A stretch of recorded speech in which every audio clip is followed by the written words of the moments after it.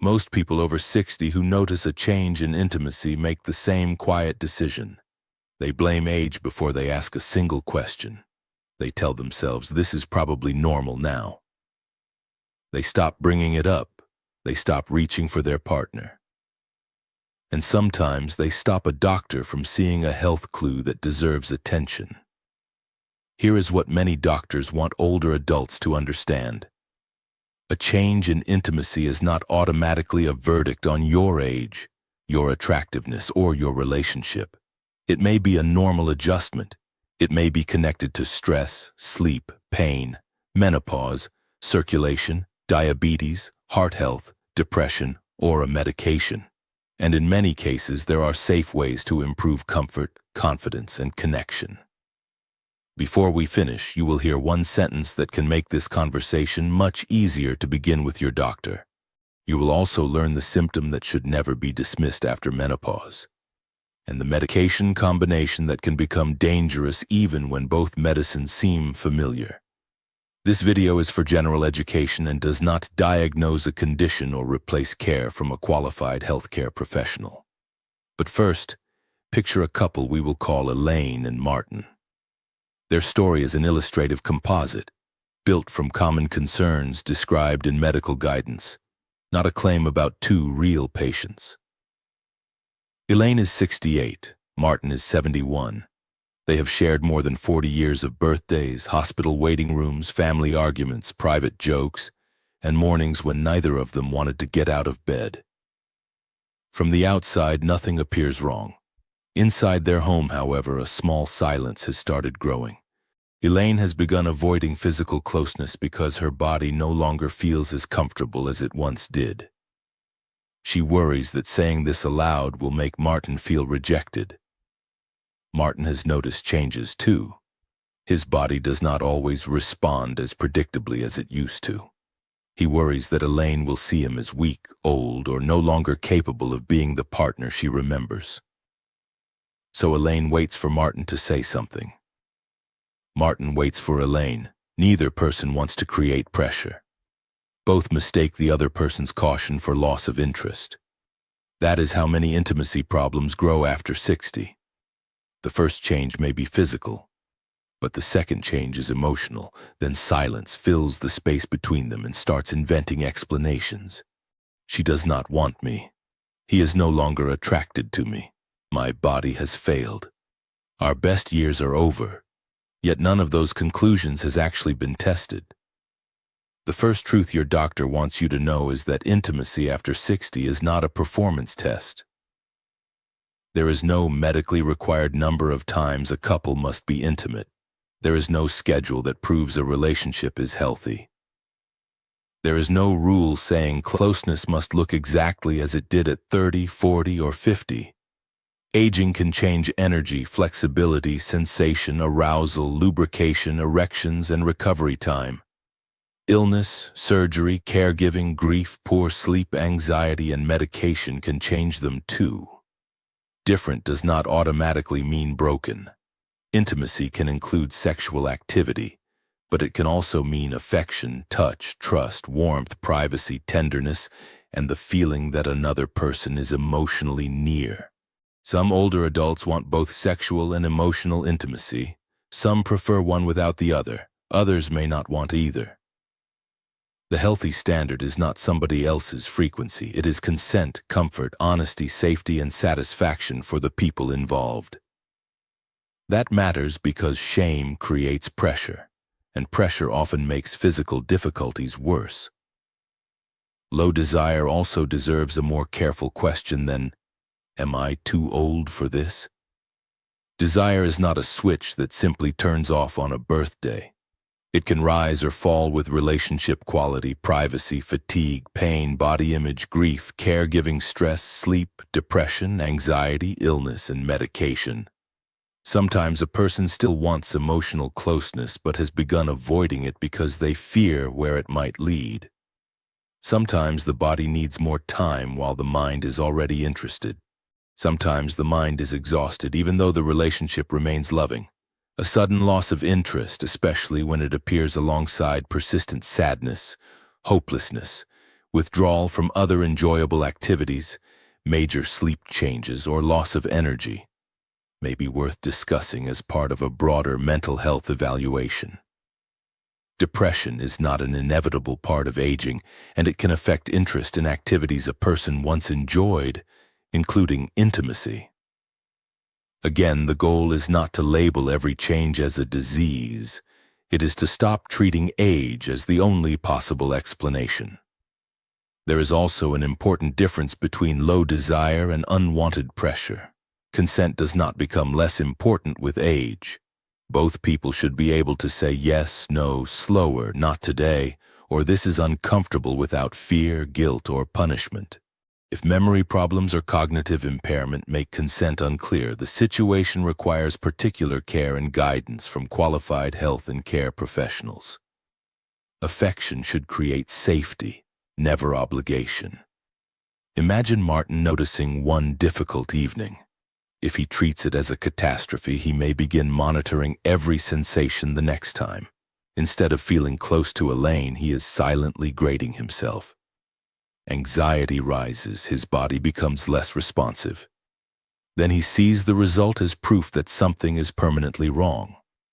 One difficult experience can happen for many ordinary reasons, but when erectile difficulties become persistent or represent a clear change, doctors do not want men to hide them. The American Urological Association advises that erectile dysfunction can be a risk marker for cardiovascular disease and other health conditions that may deserve evaluation. That does not mean every erection problem is heart disease. It means a persistent change may give a clinician a reason to review circulation, blood pressure, blood sugar, medications, sleep, mood, and other factors. In other words, the symptom is not a diagnosis, it is a conversation starter. That distinction can replace panic with action. Now consider Elaine. After menopause, lower estrogen can make vaginal and vulvar tissue thinner, drier, less elastic, and more easily irritated. Some women experience burning, itching, urinary symptoms, repeated urinary tract infections, less lubrication, or pain during intimacy. Doctors often group these symptoms under the term genitourinary syndrome of menopause. These symptoms are common, but common does not mean that a woman should quietly endure them. Depending on a person's medical history and the cause of the symptoms, a clinician may discuss options such as vaginal moisturizers, appropriate lubricants, local prescription treatments, non-hormonal medicines, pelvic floor care, or evaluation for another condition. The right choice depends on the individual. A product that helped a friend is not automatically the right treatment for you. And now we come to the symptom Elaine almost decides not to mention: bleeding after menopause. Any bleeding that happens after menopause should be medically evaluated, even when it seems small or appears after intimacy. There are several possible causes, and many are not cancer. But it is not a symptom to diagnose at home or explain away as simple dryness.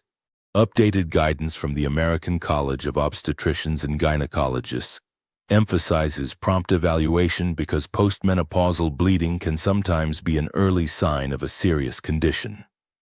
The safe message is not, assume the worst. The safe message is, do not ignore it. That is a crucial difference. Elaine's doctor cannot evaluate what Elaine is too embarrassed to report. Martin's doctor cannot review a symptom Martin has decided to hide, and neither doctor can see the emotional damage that silence is creating in their relationship. But there is another possible cause sitting in plain sight: the medicine cabinet. Older adults are more likely to take several medications, often for good reasons. Some medicines can affect desire, arousal, lubrication, erections, ejaculation, orgasm, energy, or mood. These may include certain blood pressure medicines, antidepressants, antihistamines, sedatives, and treatments for other health conditions. That does not mean a person should stop a prescription. Stopping a heart medicine, blood pressure medicine, antidepressant, or any other necessary treatment without medical guidance can be dangerous. The safer question is, could this change be related to a medicine, a dose, or an interaction? A doctor or a pharmacist can review the full list, including prescriptions, over-the-counter products, and supplements.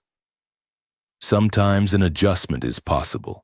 Sometimes a different cause is more likely. The point is to investigate, not to guess. In our illustrative story, Martin notices that his symptoms became more frequent around the time his medication routine changed. He had assumed the timing was meaningless. Once he mentions it, his clinician can review the situation properly. Notice what has changed. Martin has not diagnosed himself. He has not stopped anything on his own. He has simply provided a clue. This is also where one of the most important safety warnings enters the conversation. Medicines used for erectile dysfunction should not be combined with nitrate medicines used for chest pain, such as nitroglycerin, because the combination can lower blood pressure to dangerous levels. The timing rules vary by medicine, so this is not something to estimate from memory or advice online. A prescriber or pharmacist needs to know exactly what you take. And do not assume that a product is safe because the label says natural. The United States Food and Drug Administration continues to warn that some products marketed for sexual enhancement contain hidden prescription drug ingredients. Those hidden ingredients may interact with nitrates or other medicines, and the consumer may have no idea what dose is actually present. A glossy label, enthusiastic reviews, or the word herbal is not a safety guarantee. Never borrow somebody else's prescription. Never mix an enhancement product with heart medication based on guesswork. And never let embarrassment push you toward an unknown product when a qualified clinician can discuss safer options. At this point, some viewers may be thinking, what if I have heart disease? Is intimacy itself dangerous? For many people whose heart disease is stable, sexual activity is generally considered safe. The American Heart Association says cardiovascular events during sexual activity are rare because the activity is usually brief. But people with unstable angina, severe symptoms, or a recent serious heart event may need assessment, treatment, and stabilization before resuming sexual activity. The important word is stable. Your personal situation depends on your symptoms, diagnosis, medications, physical ability, and treatment plan. If you experience severe or persistent chest pain, fainting, or extreme breathlessness during physical activity, stop and seek urgent medical help. Do not stop heart medication because you are worried about its effect on intimacy. Tell the clinician what is happening. Protecting heart health and protecting quality of life are not opposing goals. A good medical conversation should address both. Elaine and Martin have now spent months interpreting each other without speaking. Then one evening, Elaine finally says, "I miss feeling close to you, but something has become uncomfortable, and I was afraid you would take it personally." Martin does not feel rejected. He feels relieved. He tells her, "I thought you had lost interest in me. I have been worried about changes in my body too." The rejection both of them feared had never happened. They were each trying to protect the other person from information that could have brought them closer. This is why communication is not merely relationship advice. It is part of healthcare. A useful conversation does not begin with accusation. It does not begin with, "You never touch me anymore." It does not begin with one on what is wrong with you. It begins with a shared problem. "I miss feeling close to you, and I do not want either of us to feel pressured. My body has changed, and I would like us to understand it together. This is not about attraction. Something feels different, and I want us to find a comfortable way forward." These sentences remove the demand to perform. They turn the problem from you against me into both of us against the problem. That change can be powerful because every affectionate moment should not feel like the beginning of an examination.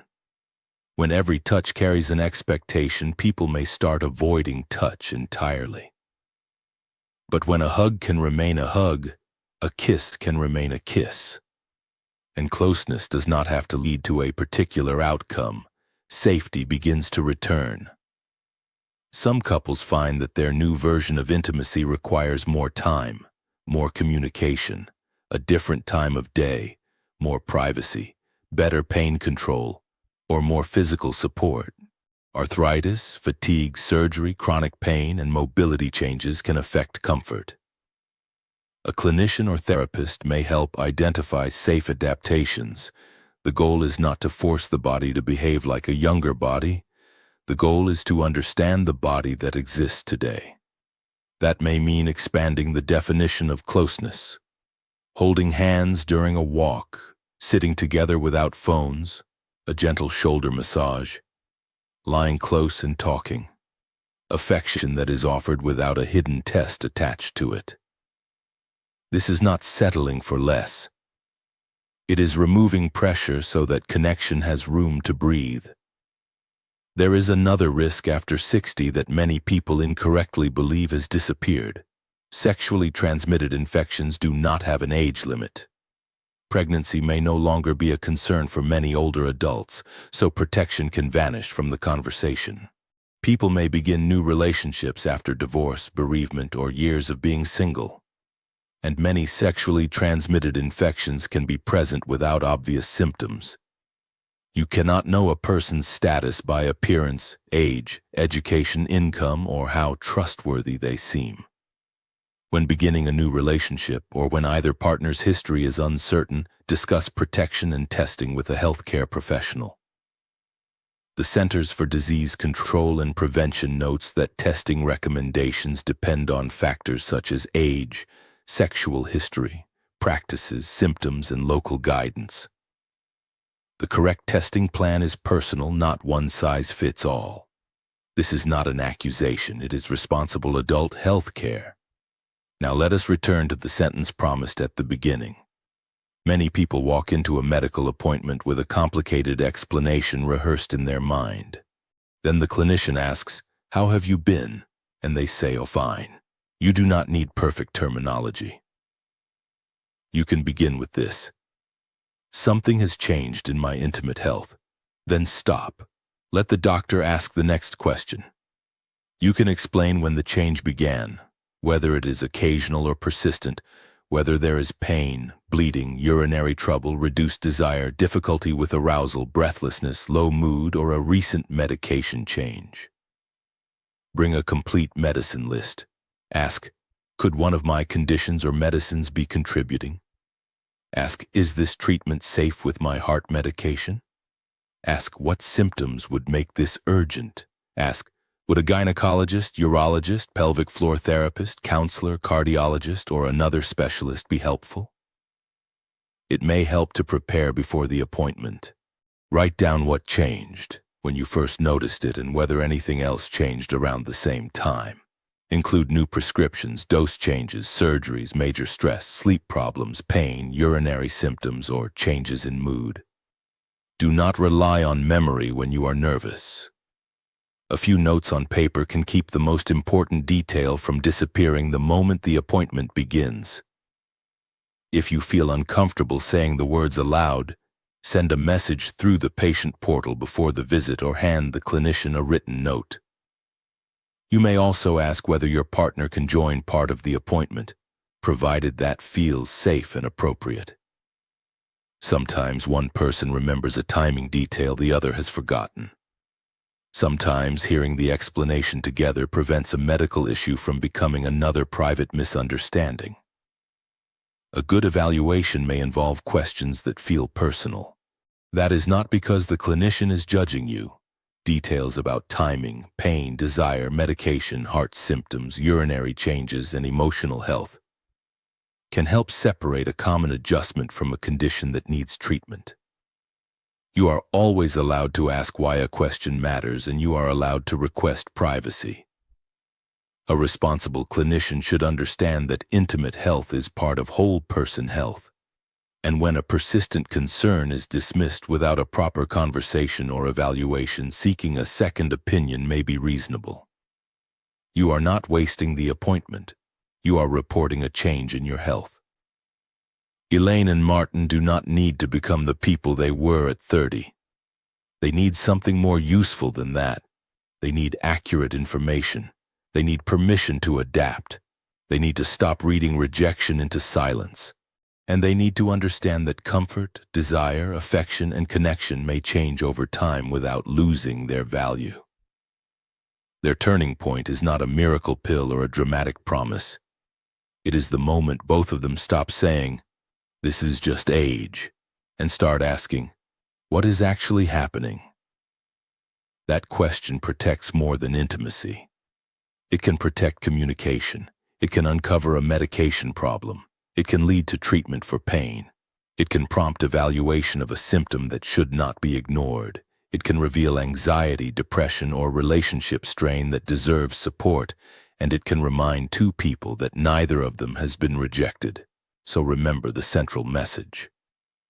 A change in intimacy after 60 is not automatically the end of intimacy. It may be an adjustment. It may be treatable. It may be a health clue. But silence cannot tell you which one it is. Your body may have new needs.